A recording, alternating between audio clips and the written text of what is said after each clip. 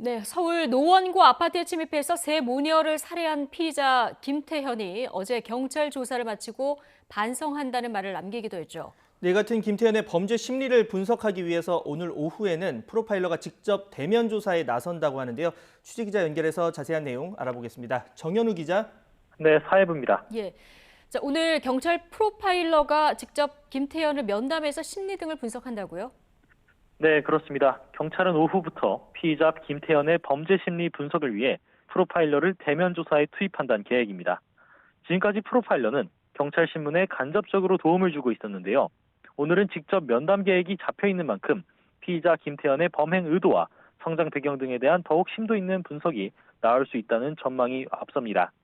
대면 조사 결과 김태현에게 사이코패스 검사 필요성이 있다는 판단도 나올 수 있습니다.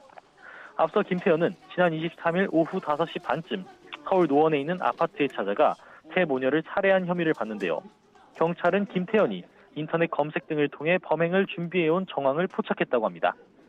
메신저와 검색 기록을 삭제했는지에 대해서도 수사가 진행되고 있습니다.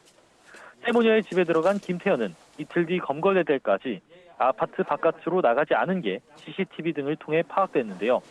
그동안은 범행 장소에 머무르면서 음료를 마시기도 했던 것으로 알려졌습니다. 검거 당시 자해로 의식을 잃은 채 발견된 김태현은 병원에서 치료를 받은 뒤 구속됐습니다. 경찰 조사에선 온라인 게임으로 알게 된 큰딸이 만남과 연락을 거부하자 앙심을 품고 범행을 저질렀다며 혐의를 인정한 것으로 알려졌습니다. 김태현은 어제 조사를 받고 나오면서 유족에게 할 말이 있는지 등을 묻는 취재진에게 반성하고 있고 죄송하다고 말하기도 했습니다. 피의자 김태현의 신상은 어제 서울경찰청 신상정보공개심의위원회에서 공개가 결정됐습니다.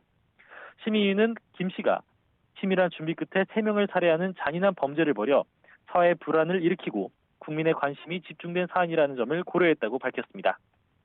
김태현의 신상 공개를 촉구하는 청와대 국민청원도 25만이 넘는 동의를 받았습니다. 청와대에서도 신상 공개를 결정한 사실을 밝히고 유족들을 위로하면서 재발 방지책과 피해자 보호 등을 위해 법적 제도를 마련하겠다고 밝히기도 했습니다. 지금까지 사회부에서 전해드렸습니다.